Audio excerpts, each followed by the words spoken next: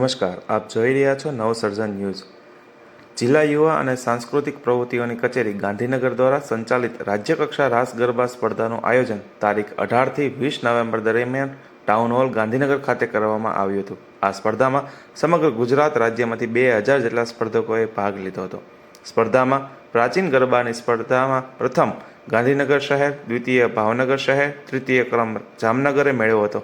જ્યારે અર્વાચીન ગરબામાં પ્રથમ સ્થાન ગાંધીનગર શહેર, દ્વિતીય ક્રમ ભાવનગર ગ્રામ્ય, તૃતીય ક્રમ સુરત શહેર તથા રાસ ગરબા સ્પર્ધામાં પ્રથમ સ્થાન ભાવનગર શહેર, દ્વિતીય સ્થાન ગાંધીનગર શહેર, તૃતીય ક્રમ જૂનાગઢ ગ્રામ્યએ મેળવ્યો હતો।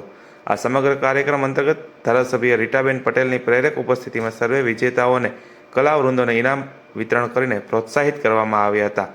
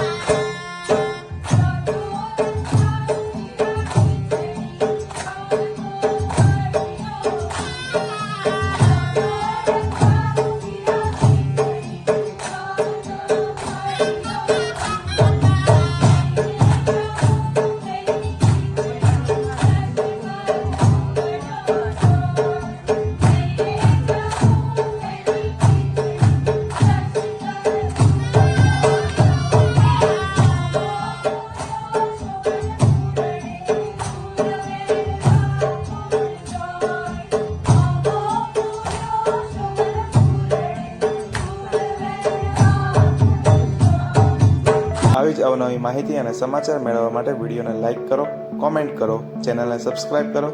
Thank you for watching.